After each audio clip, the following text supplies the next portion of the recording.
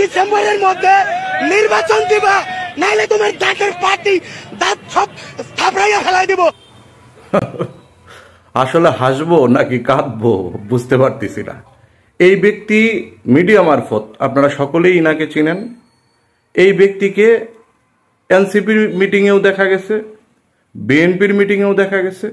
তবে আরেকটা আকর্ষণ আছে, এই ব্যক্তিকে আওয়ামী লীগের পক্ষেও দেখা গেছে। ভিডিওটা দেখাবো, অপেক্ষা করুন।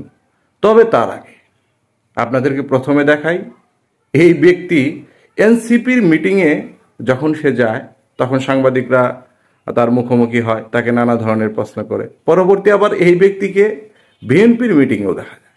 বিএনপির মিটিংয়ে যখন দেখা যায় তখন তো সাংবাদিকরা স্বভাবতই তাকে প্রশ্ন করে যে আপনাকে এনসিপির মিটিংয়েও দেখলাম, তারপর আবার বিএনপির মিটিংয়েও দেখলাম। কিন্তু বিএনপির মিটিংয়ে দেখা পাওয়া মাত্র সাংবাদিকদের প্রশ্নে এই ব্যক্তি যে উত্তর দিলেন, যে হুঙ্কার ছাড়লেন, সেটা আগে দেখুন।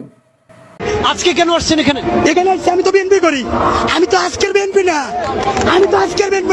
জাতীয়তাবাদী ওলামা দল ম্যাডাম দেশনেত্রী বেগম খালেদা জিয়া যখন প্রাইম মিনিস্টার ছিল, ডক্টর ইউনূস, তোমাকে আমি হুঁশিয়ারি করে বলতে চাই, তুমি ডিসেম্বরের মধ্যে নির্বাচন দিবা, নাইলে তোমার দাঁতের পার্টি দাঁত সব থাপড়াইয়া ফেলাই দিব।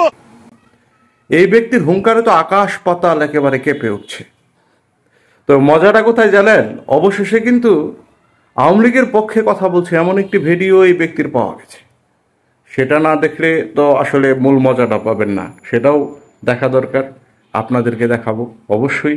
তো তার আগে বলুন তো দেখি, এই ধরনের ব্যক্তিরা, ইনাদেরকে নিয়ে কি বলবেন? ইনারা তো চরম আকারের সুবিধাবাদী। যখন যে পার্টি ক্ষমতায় তখন তারা সে পার্টির পক্ষেই কথা বলতে চায়। এরকম চরিত্রের লোক কিন্তু আপনার আশেপাশেও আছে, আপনার সমাজেও আছে, আপনার এলাকাতেও আছে। একটু চিন্তা করে দেখেন, এই সুবিধাবাদীরাই দেখবেন যে শেষমেশ ভালো থাকে, তাই না? তাহলে কি সুবিধাবাদী হওয়া উচিত? মনে হয় না, কারণ নীতি নৈতিকতা বলতে একটা ব্যাপার আছে, সকলের একটা ব্যক্তিত্ব আছে। ব্যক্তিত্বের বিসর্জন তো আর সকলেই দিতে পারে না, যেটা ইনি দিয়েছেন। যাই হোক, কথা আর বাড়াবো না। আওয়ামী লীগের পক্ষে গোপালগঞ্জের আসনগুলো নিয়ে এই ব্যক্তি যে তুখোর বক্তব্য রেখেছিল, সেটা আমি দেখে তো হাসতে হাসতে শেষ। হাসতাম না যদি এর আগে তার অন্য ভিডিওগুলো না দেখতাম। কিছুক্ষণ আগেই তো আপনারা দেখলেন বিএনপির পক্ষে কি ধরনের হুঙ্কার ছাড়লো। এবার আসুন আমরা একটু দেখে আসি আওয়ামী লীগের পক্ষে এই সুবিধাবাদী ঐতিহ্যবাহী রাজনীতিবিদ কি বলছেন। বিএনপির বাবের ক্ষমতা নাই, জামাতের 14 গোষ্ঠীর ক্ষমতা নাই, গোপালগঞ্জের 3টে আসন শেখ হাসিনা থেকে নেওয়ার মতো শক্তি এই পৃথিবীতে জন্ম হয় নাই। বিএনপির বাবের ক্ষমতা নাই, জামাতের 14 গোষ্ঠীর ক্ষমতা নাই, গোপালগঞ্জের 3টে আসন শেখ হাসিনা থেকে নেওয়ার মতো শক্তি এই পৃথিবীতে জন্ম হয় নাই। আসলে কিছু বলার নাই ভাই, আপনারাই মন্তব্য করে যাবেন কমেন্টে। কি বলা যায়? কিছু বলার নেই, এতটুকুই বলার।